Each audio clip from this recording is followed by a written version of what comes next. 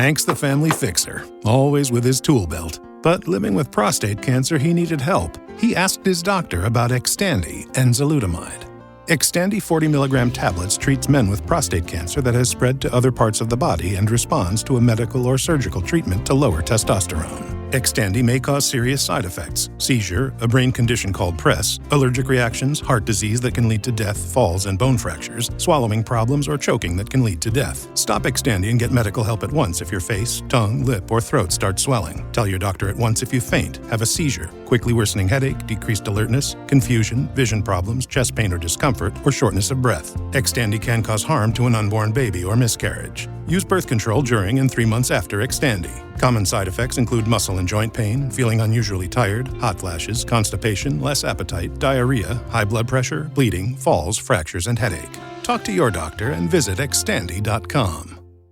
At Blinds.com, it's not just about window treatments. It's about you, your style, your space, your way. Whether you DIY or want the pros to handle it all, you'll have the confidence of knowing it's done right. From free expert design help to our 100% satisfaction guarantee, everything we do is made to fit your life and your windows. Because at Blinds.com, the only thing we treat better than windows is you. Don't miss Blinds.com's year-end blowout sale, happening right now. Save up to 50% site-wide, plus a free professional measure. Rules and restrictions may apply.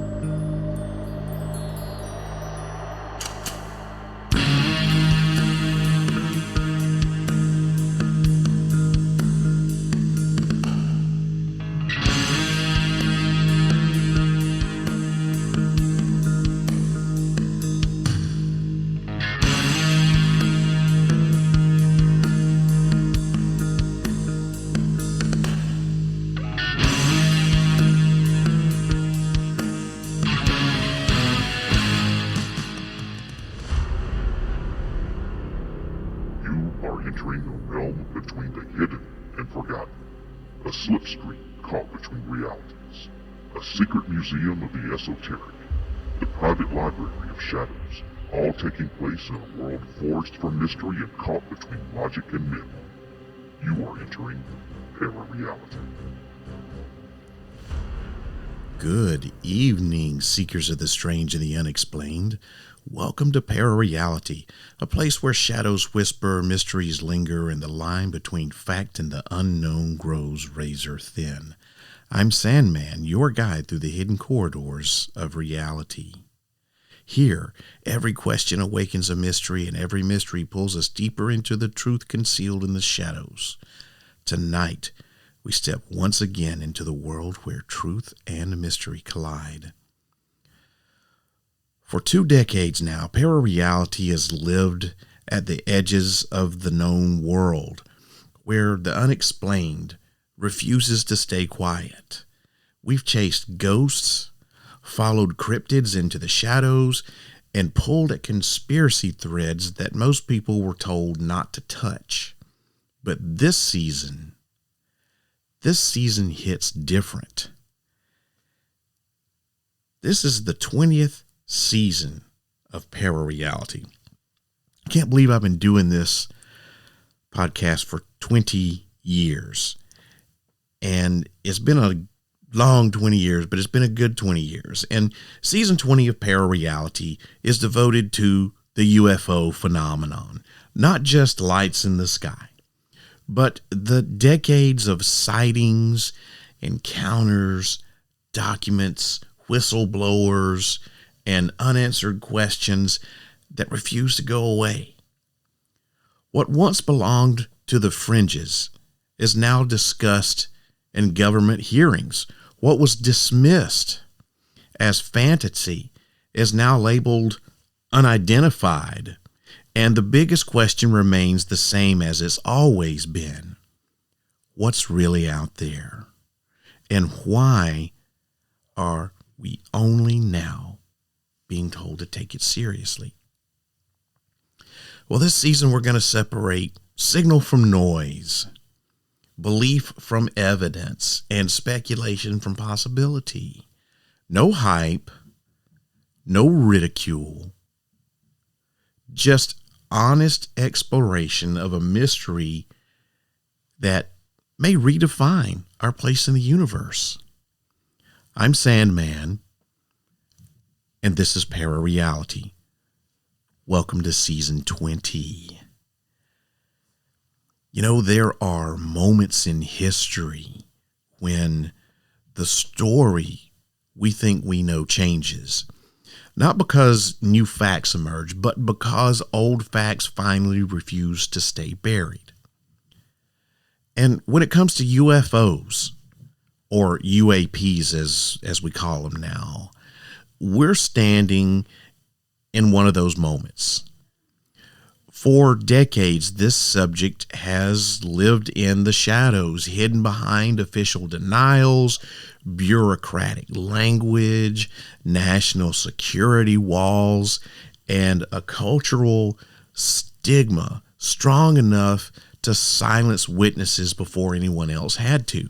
But that's changing. The conversation has shifted out of basement conspiracy circles and late night whispers and onto the floors of Congress. It's gotten its way into military briefings and into mainstream news and into places where the words unidentified aerial phenomena aren't just jokes or punchlines, they're agenda items. So something is happening. Something big enough, persistent enough, and consistent enough that the U.S. government can no longer ignore it, even if it refuses to fully explain it. But here's the strange part. With all the hearings and testimonies, leaked footage, and official statements, we still aren't getting answers. We're getting acknowledgement, but not clarity. We're getting discussion, but not definition. And we're getting movement, but no destination. And so tonight, we begin a two-part investigation into one of the most complicated, controversial, and carefully managed topics of our time, disclosure. And this is part one of my two-part series on disclosure. Part one, I'm calling What We Know. Now, not the fantasy version where a president steps up onto a podium and reveals everything in one dramatic moment. Not that kind of disclosure, but the real world version, the slow, halting, inconsistent, and sometimes contradictory process we've been watching unfold for the last several years. In part one, we're going to look at how we got here, the history, the hearings, the witnesses, and the people stepping forward to say that the public's been set up and kept in the dark for far too long. We'll explore documented events, credible testimony, and the subtle but unmistakable shift in how the phenomenon is being discussed at the highest levels of government. And by the end of this episode, you may find yourself asking the same question many people have been asking themselves lately. If disclosure is really happening, then why does it feel like we're being told everything except for the part that actually matters? So like I said, this is episode one of our two-part series on disclosure, where the questions are getting louder, the answers are getting stranger, and the line between secrecy and strategy has never been thinner. Welcome to ParaReality, my friends. Season 20, we're kicking it off with a bang. And of course, to learn more, you'll have to turn on, tune in, and find out.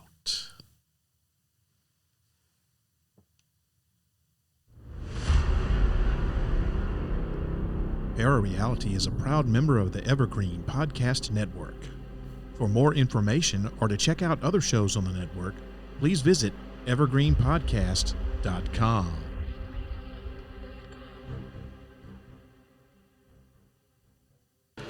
Broadcast from a secret bunker somewhere outside of Nashville, Tennessee. This is the award-winning podcast, ParaReality. All right, welcome back. And you're listening, of course, to the ParaReality podcast. I'm your host, Sandman. Please forgive my raspy voice this evening.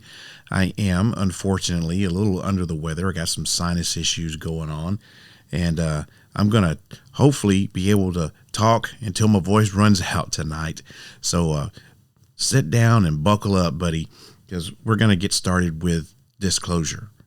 You know, it's been a long ride, these 20 years. And I like to think that ParaReality is kind of like your window into the strange and the unexplained, the conspiratorial and the thought-provoking. And I hope that that's what this, not only just this episode tonight, but this whole entire season is going to do, is just provoke you to think. Of course, I'm your host always, as Sandman, and I'm going to be guiding you through not just tonight's journey into the unknown, but for the whole entire season. Now, if you're new here, welcome. If you're a returning listener or viewer, welcome back. Tonight's topic isn't one that's for the faint-hearted. It's one that's been gaining more and more attention over the past few years, not just in friend circles or in late-night AM radio talk shows, but at the highest levels of government, intelligence, national security, and mainstream media. We're talking about disclosure tonight, not the idea of UFOs or UAPs themselves, not sightings, not experiencers or abductions, not government black projects or even recovered tech or anything like that, though all of those certainly orbit the topic. No, that's not what we're talking about. Tonight we're exploring something different than all that. It's the way the government chooses to talk about this phenomenon and the way it chooses not to. You see, because over the last several years, we've seen something happen that hasn't occurred since the late 1940s and early 50s during the early days of Project Sign, Project Grudge, and eventually what turned into Project Blue Book. We've seen official acknowledgement, not belief, not speculation, not testimony for experiencers or private citizens, but statements from active duty Navy pilots, intelligence officers, defense analysts, former program insiders, government contractors, and elected officials, all saying in their own ways that there's something in the skies, and we don't know what it is. Now, depending on who you ask, that statement is either monumental or it's intentionally vague. Some people will argue that it's the first step towards honesty, towards finally pulling back the curtain on shades, on decades of secrecy. Others will say it's a controlled narrative, a carefully crafted truth designed to satisfy public pressure without revealing anything that really matters. And that raises a very important question. If disclosure is happening, why does it feel so incomplete? Why does everything seem to stop right before the conversation reaches the deeper layers? Why do we get acknowledgement of unknown objects but no confirmation of origin? Why do we hear about retrieved craft but we don't have any physical proof? Why do whistleblowers testify under oath without any investigations being triggered by this? And maybe what's one of the most telling questions out of all of them is, if the government is finally willing to talk about UFOs, why does it still act like there's nothing else to discuss? Tonight, we're going to look at this issue from multiple angles. We'll examine the modern disclosure movement, the recent congressional hearings, the patterns behind public statements, the credibility of whistleblowers, the role of secrecy and compartmentalization, and whether these revelations are progress or just performance. And as always here on ParaReality, I'm not here to tell you what to think. My job is to lay the information out clearly, calmly, and without bias. Your job as the listener is to decide what you believe. So settle in and turn down the lights and keep an open mind most of all, because tonight we're not just asking whether disclosure is happening. We're asking whether the version we're being given is real, or whether it's a narrative crafted to appear transparent while keeping the truth exactly where it's always been, out of reach. So, let's set the stage. How did we get here? Well, when we talk about disclosure, it's easy to focus on the present, these hearings, the headlines, the language shifts, and the sudden seriousness around the topic that was either ignored or dismissed for decades.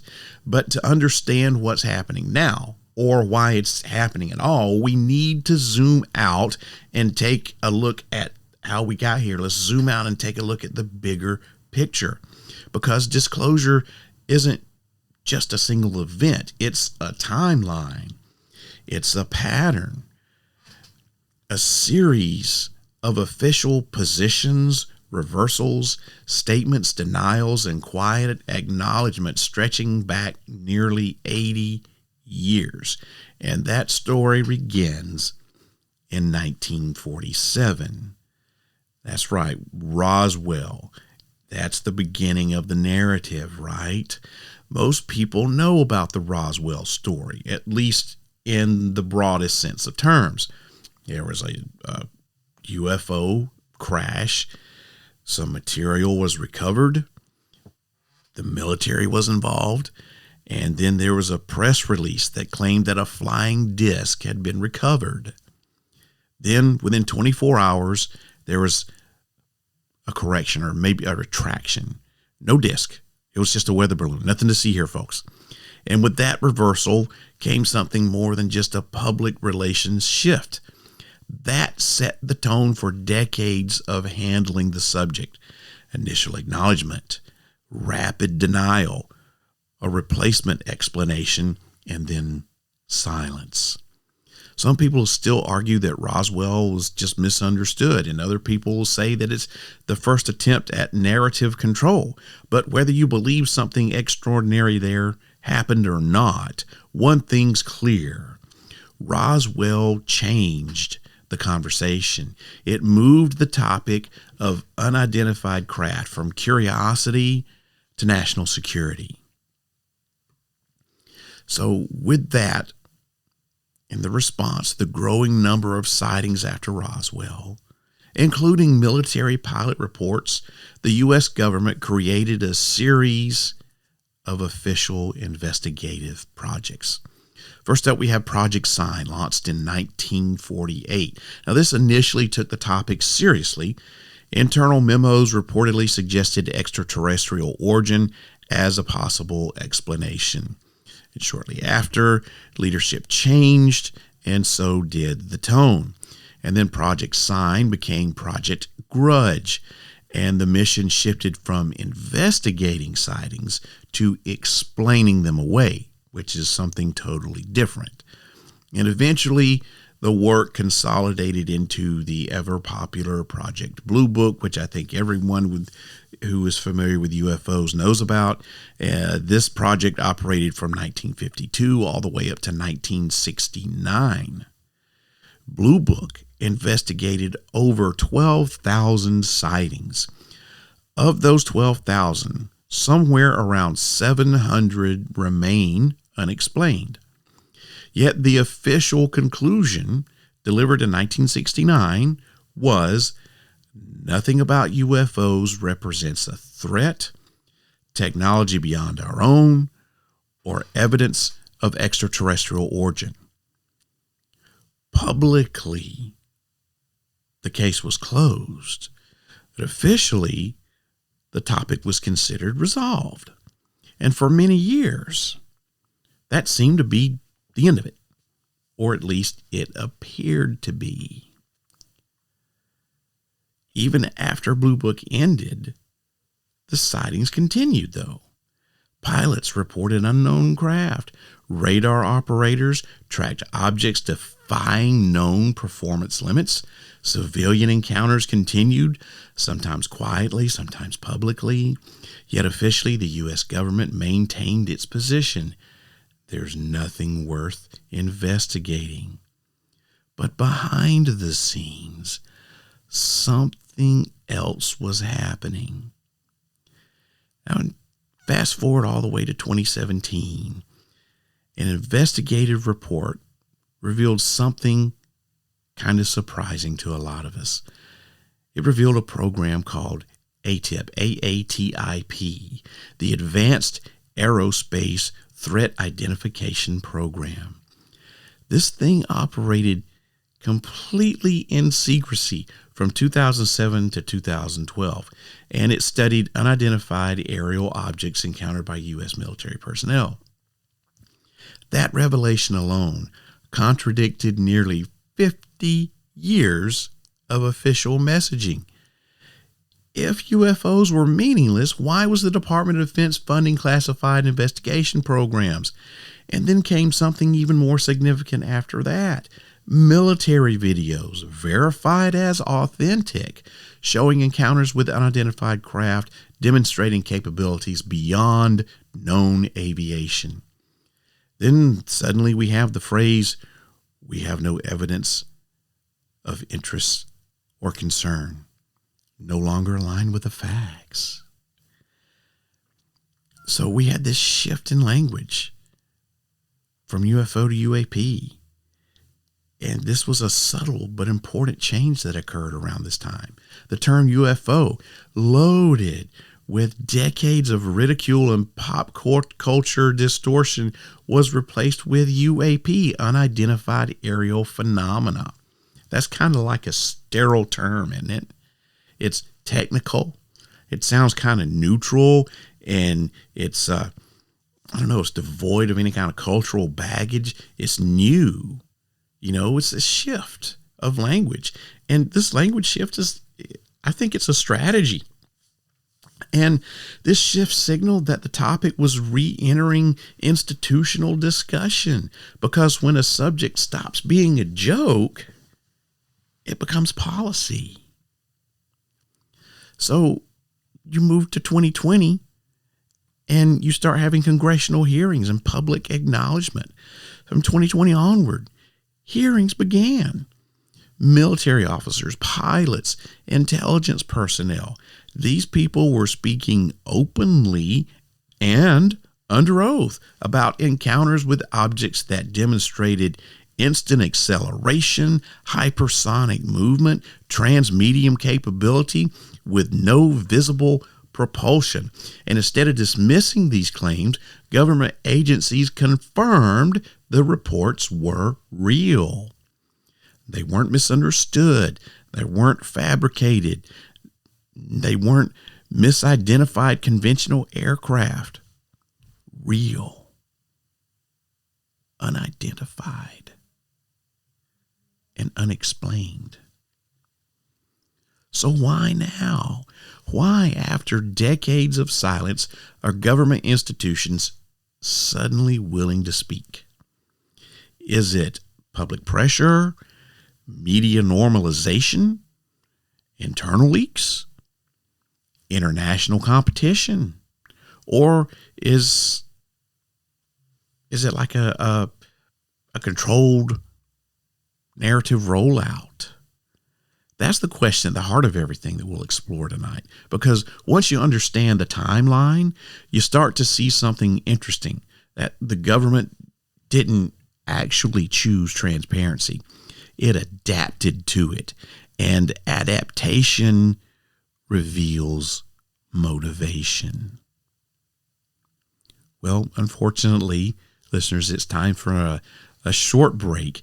And when I come back, we'll discuss the recent congressional hearings on UAPs.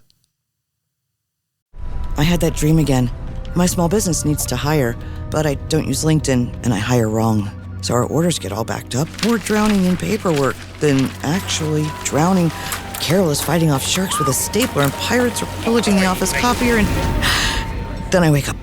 Don't let hiring nightmares ruin your dreams. LinkedIn Jobs' new AI assistant goes beyond the resume, using unique insights to deliver a smarter shortlist. Post your job for free at linkedin.com/quality. Start hiring today with LinkedIn. Hey guys, I'd love to hear from you.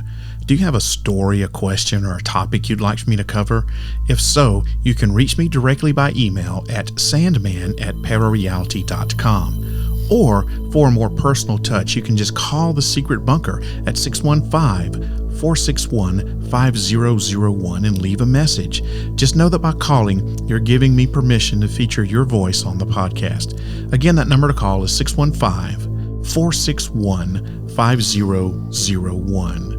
You want to stay up to date with all things ParaReality? Then follow me on all major social media platforms.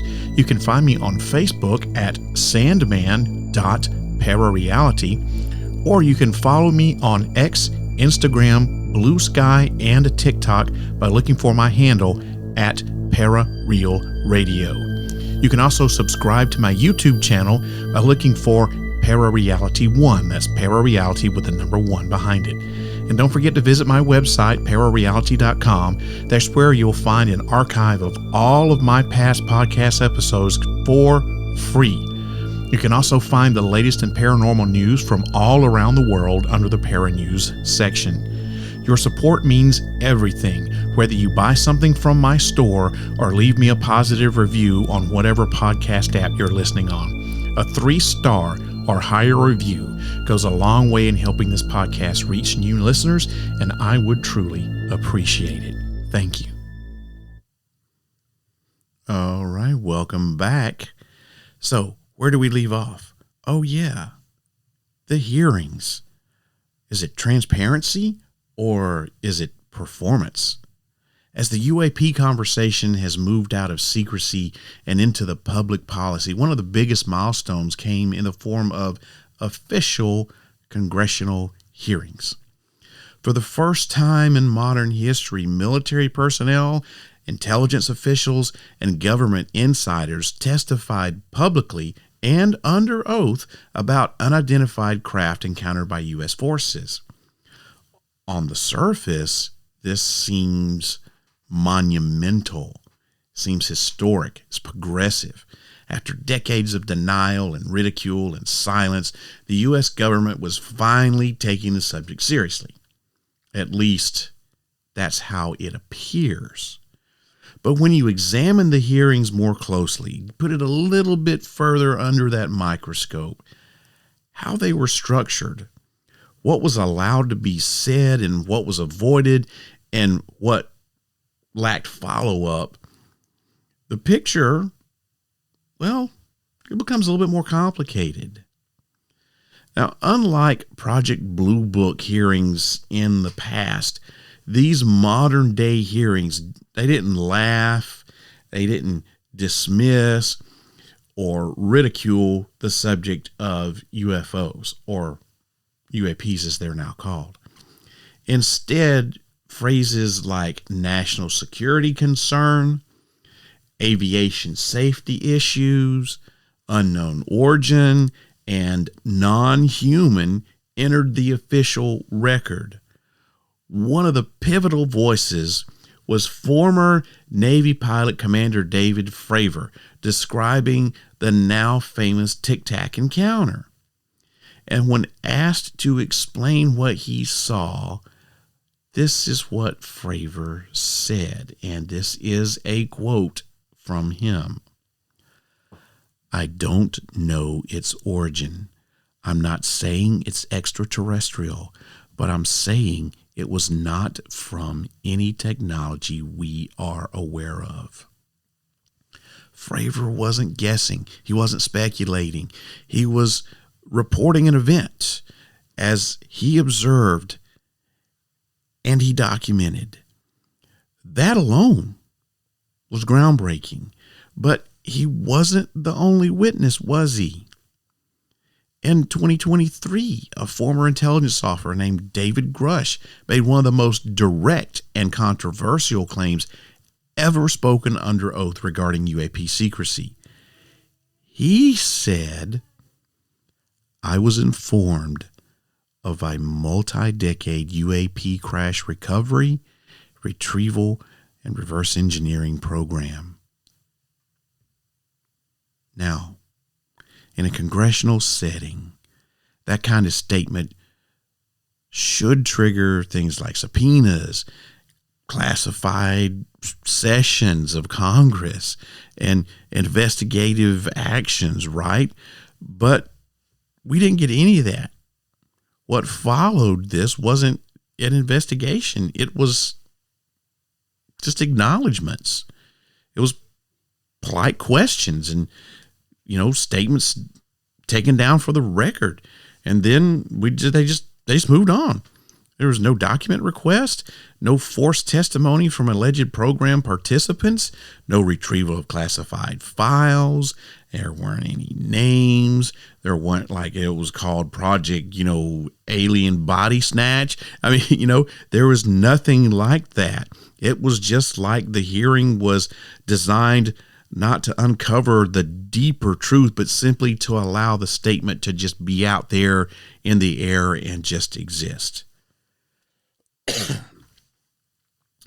And then another voice, another person that spoke up was former Navy pilot Ryan Graves, who shared experiences of repeated encounters with unidentified craft during training missions off the East Coast.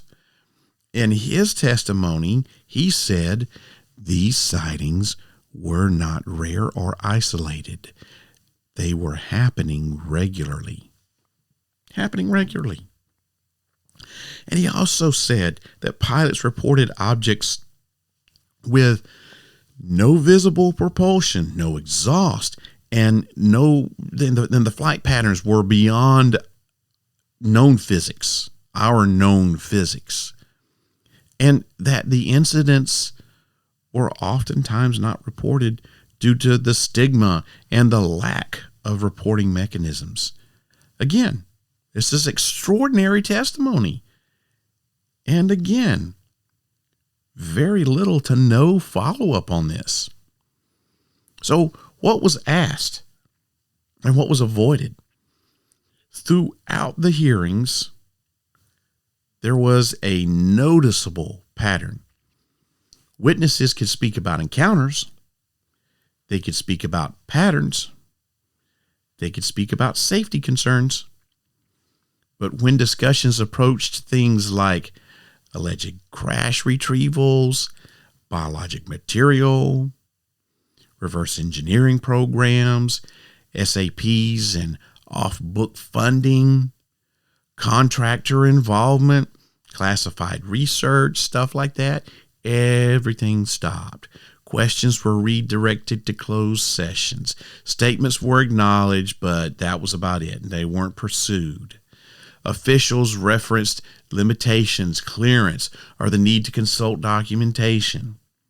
So in other words, the hearings were allowed to ask questions, but were not allowed to seek the answers to those questions.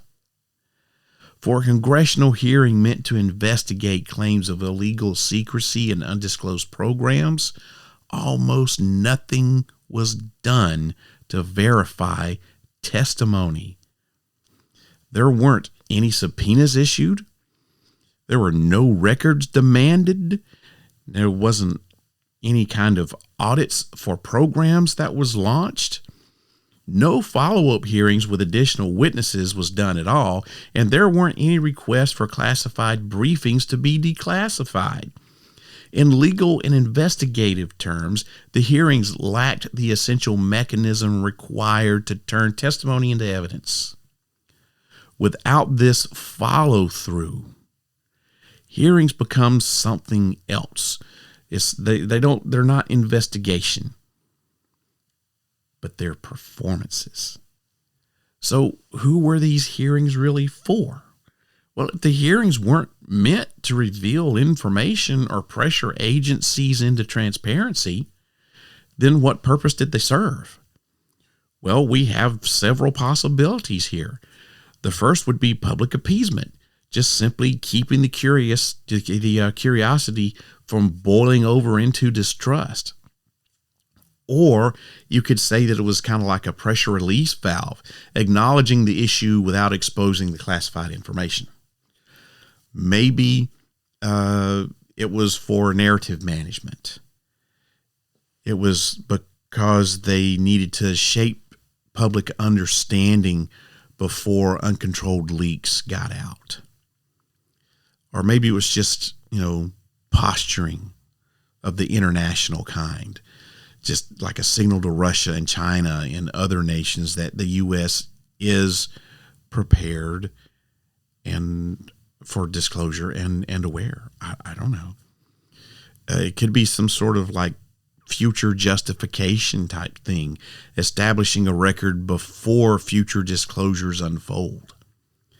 And perhaps the most important possibility is that the hearings were held because silence just wasn't an option any longer.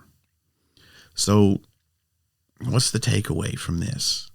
Yeah, the hearings were historic. Yes, they marked a shift in tone. And yes, testimony given was serious, it was credible, and it was consistent. But when measured by progress and by results, by actions, they produced almost nothing tangible. There was no evidence that was released. There were no classified programs that were confirmed. There was no investigations that was opened. And instead, the hearings left us with something ambiguous. We had acknowledgement without disclosure. And that raises a critical question in my mind. If the government truly knows more than it's saying, and if secrecy continues despite public acknowledgement, then what exactly are these hearings preparing us for? Well, we'll continue. When discussing disclosure, and especially the idea that the U.S. government may be withholding information, one of the most significant sources of insight comes from whistleblowers. Now, in most subject areas, whistleblowers are controversial for one of two reasons. They either are unreliable and they're seeking attention, or they're creditable and their testimony threatens existing power structures. So in the UAP world, whistleblowers actually, I think, tend to fall into a third category. People with access, clearance, and firsthand experience who come forward almost reluctantly. They're not doing it for fame or fortune or for entertainment. They're doing it because they reached a point where silence felt unethical to them. And their stories, while they can be varied, share consistent themes like restricted access, compartmentalization, off-book programs, retrieval of non-human materials, research efforts hidden under classified defense budgets, and consequences, whether they be subtle or direct, for speaking out. So let's take a closer look at who these individuals are and what happens when they step forward, when they come forward. So the credibility factor. One of the most noteworthy changes in modern disclosure is the type of people coming forward. We're not hearing from, anonymous online reports on the internet, or people without credentials, or witnesses with unverifiable backgrounds. We're hearing from people like former intelligence officers, military pilots, aerospace engineers, Department of Defense employees, government contractors with security clearances, former program managers. And these aren't people with something to gain. In fact, they often have a lot more to lose than to gain at all. Their careers, their access to the classified programs that they work with, their clearances, their reputations, all of that stuff gets put at risk, which makes the consistency of their accounts noteworthy. So why would they come out and speak now? Well, there could be several reasons why these whistleblowers come out and publicly speak and jeopardize everything. First one is moral responsibility. Maybe they've got a belief that the public has a right to know if humanity isn't alone in the universe. Or it could be like frustration with where they're working, workplace frustration, internal documentation on the subject is ignored, reports get buried, things get dismissed. Maybe there is a policy change and they had an opportunity because finally the political climate is shifting. Could be something like safety for retirement. Some people wait until they are beyond career vulnerability. They're to the point to where they could retire and be fine, and not have anything to worry about as far as their career goes. And finally, we have just good old pressure from like leaks or public exposure. That's, like I said earlier, it's when silence isn't sustainable anymore.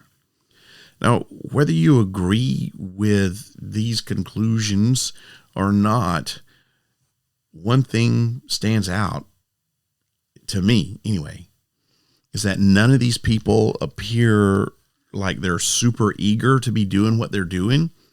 None of them appear performative, like they're putting on a show, and none of them present their testimony almost like casually, like, yeah, this happened. Everybody is really matter of fact and very detail oriented. So they give these direct statements that has weight to it. Take David Grusha again. This guy, his testimony kind of polarized the political and intelligence communities. When he was questioned about retrieved craft, he said, "I know the exact locations. I can provide those in closed session." That statement alone should have triggered an investigation. But it didn't. And if it's true, it represents one of the most significant technological and scientific discoveries in human history. But if it's not true, it should result in legal consequences like perjury charges and immediate public correction. But guess what? None of those things have happened. There's been no subpoenas. There's been no follow-up. There's been no legal action. Just silence. And when silence follows allegations, it often says a hell of a lot more than denial ever could. So when whistleblowers come forward, one of the recurring themes is retaliation. sometimes overt, sometimes not, more subtle, more covert. So some examples of retaliation could include things like security clearance reviews, getting suddenly reassigned, their security clearance being revoked, threats of being prosecuted, like I said, loss of access to their programs, attacks on their character, roadblocks to their career, suddenly being put through a psych eval or referred for a psych eval. You could have pressure put on them by other members of the intelligence community. And some whistleblowers have hinted, and I'll say carefully hinted, that classified programs operate in the shadows, right? So they're so deep buried within the government that even government oversight committees can't penetrate them. So these things are the deepest of deep within the government.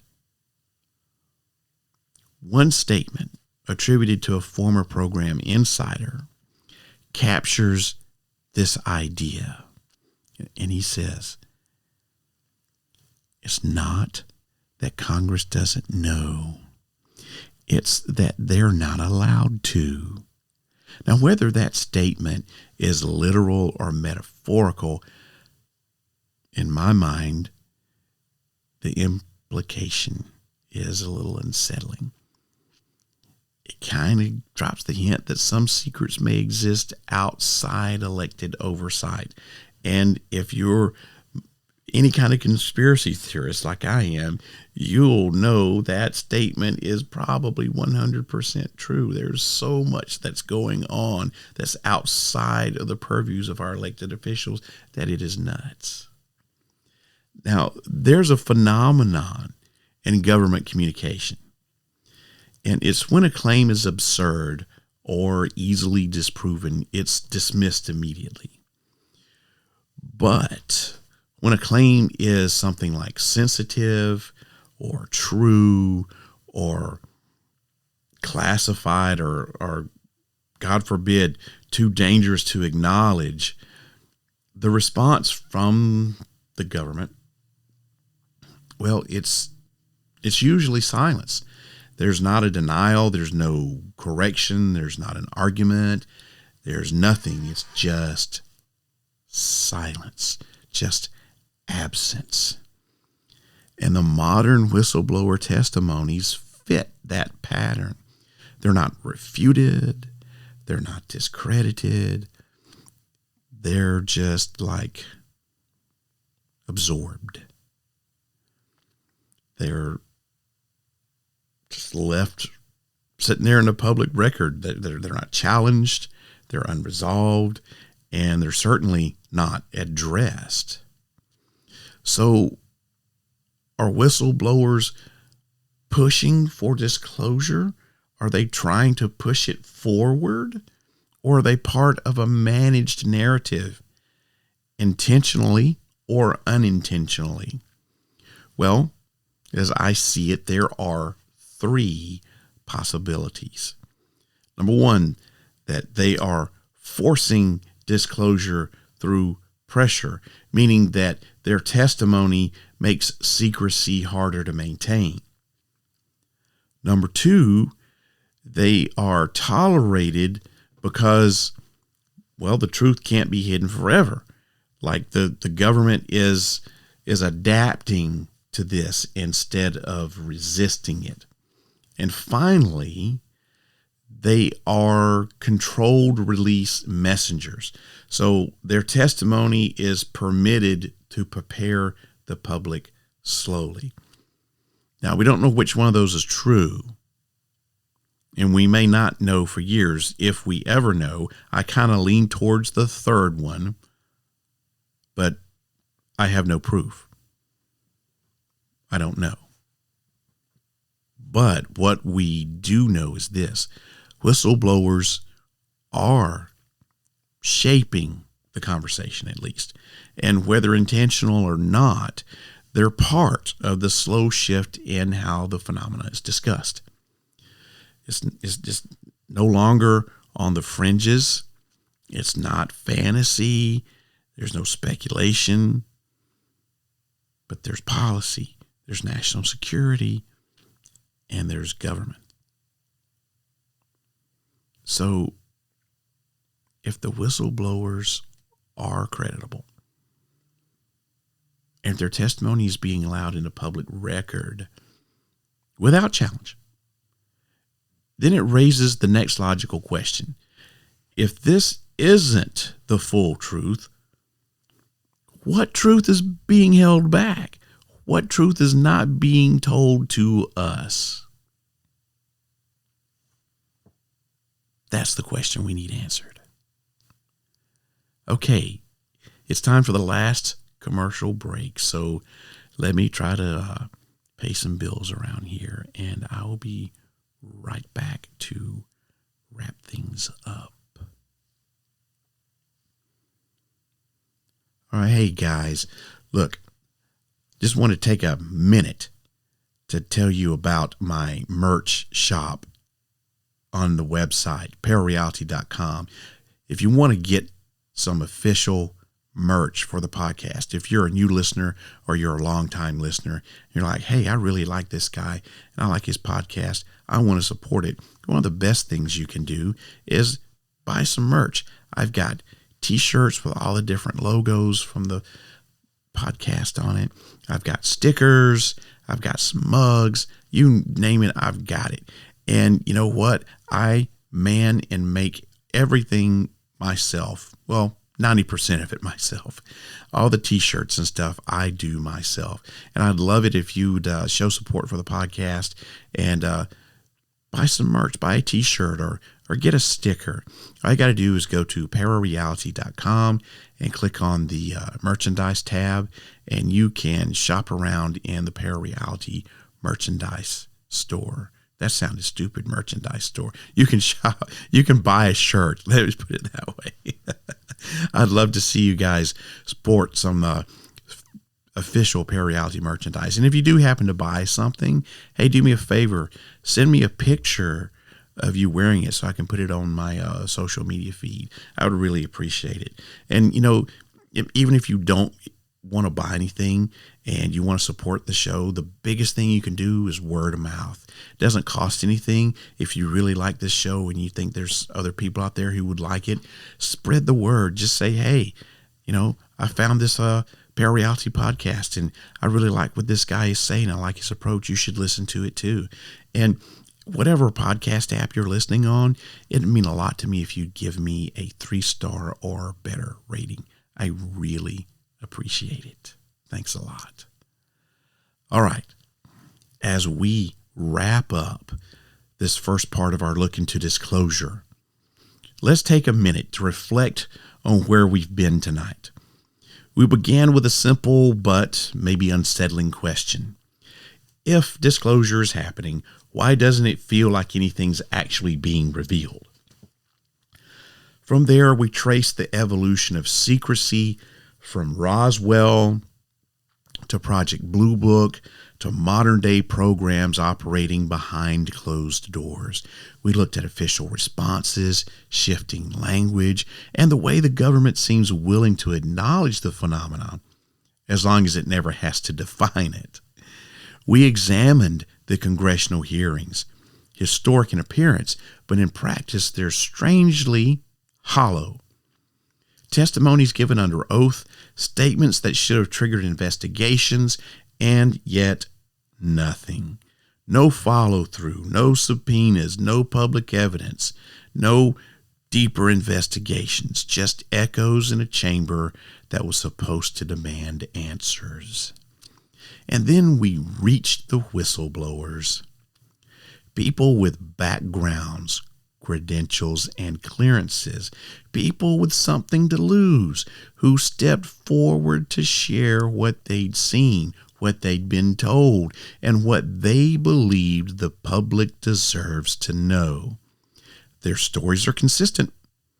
Their motives at least on the surface, seem grounded in things like duty, ethics, and frustration. But their testimony hasn't led to accountability. It hasn't led to oversight. It hasn't led to transparency, and it definitely hasn't led to disclosure. Instead, it's left us with a lingering, uncomfortable question, one that we must sit with as we move forward. If these people aren't telling us the truth, why isn't the government disproving them? And if they are telling us the truth, why isn't anyone investigating? That question isn't the end of the story. It's the beginning of the real one. Because the topic of disclosure isn't just about sightings, my friends. Oh no, it's not just about testimony or leaked footage. It's about understanding why the secrecy still exists in the first place and what forces keep that secrecy alive, even as public acknowledgement continues to grow day by day. In the next episode in this series, we're going to explore those forces. We're going to look at the deeper layers, the motivations behind withholding information, the advantages secrecy creates, the risks transparency carries, and whether we are witnessing disclosure or something far more controlled. Something designed not to reveal the truth, but to manage it. I hope that you enjoyed tonight's Season 20 premiere episode of ParaReality. The next episode is going to drop on Friday, January 16th, 2026 at 8:00 p.m. Central U.S. time. Now, it's not the second episode of the Disclosure series. Nope. I've got a great interview scheduled instead with Mr. Maxim W. Furyk, and he is author of the book Flying Saucer Esoteric, The Altered States of Ufology. And then don't forget to join me on Friday, February 6th as we continue this journey into the heart of the UAP mystery, where national security, politics, psychology, and the unknown collide. That's Disclosure Part 2. What aren't we being told? Until then, you'll have to tune in, and find out. Man, I can't believe this is the beginning of Season 20. You know, I've got a lot of changes that I've made to the podcast this season. And instead of only doing 2 episodes a month, I have decided I'm going to try to do basically 1 a week. On the months that have 5 weeks, I may take that week off. But on the first and third Fridays of the month, you're going to hear brand new episodes of ParaReality. The second Friday of the month, you're going to hear my companion podcast, Midnight Syndicate, that I co-host with former co-host of ParaReality, Eric Easy E. Patterson. That's our side project. As you know, Easy E left the Nashville area and went to Orlando, moved to Orlando. So he stopped co-hosting ParaReality with me, but he's back now, and we decided to do a side project called Midnight Syndicate, and it's more of a conspiracy theory related podcast, like nothing but conspiracy theories. We actually have already done Season 1, and it was available on Patreon only. You may or may not be able to hear some of that. I don't know, but we're definitely going to be doing season 2 that's going to be available here on the ParaReality family of podcasts. And then on the 4th Friday, I'm going to have ParaReality Flashback, which is where I play an old episode of ParaReality. I'm going to start all the way back with season 1, episode 1, back when I was on the Live 365 network, and I was doing a 2-hour-long show. Just ask that you, listen to that with a grain of salt, because, boy, it was at the beginning of everything, and could have been better. Could have been a lot better. But yeah, so that's what you've got in store for ParaReality for this season. Excuse me. Thought I could make it through without coughing. Everyone, I hope that this podcast opens your mind up to new ways of thinking, expands your consciousness, and produces a change in the way you see the world.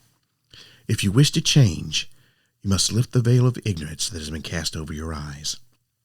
Only then will you see the true power of the universe. I hope you have a wonderful evening. I hope you had a great new year, and I hope your 2026 is great. I'll see you again in a couple of weeks. Good night, everybody. If you wish to change, you must first lift the veil of ignorance that has been cast over your eyes. Only then will you see the true power of the universe.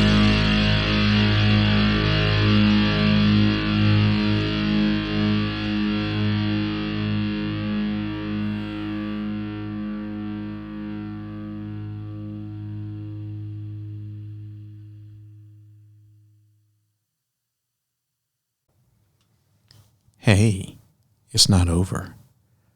Thanks for sticking around. I got something to tell you. Do you want to be a member of the Secret Sanctum? Well, if you do, there's only one way to do that. Somewhere on ParaReality.com is a link hidden in my website. And if you can find that link and click on it, you'll be granted access to the secret bunker, and you'll become a member of the Secret Sanctum. It's 100% free. It's not going to cost you anything. And once you become a member, you'll have access to some secret audio files and secret documents, some of which are exclusive only to ParaReality and the members of the Secret Sanctum. You'll also get a free ParaReality Secret Sanctum t-shirt. Just fill out the form and let me know what size you are, where you're located in your name, and I'll get that right out to you.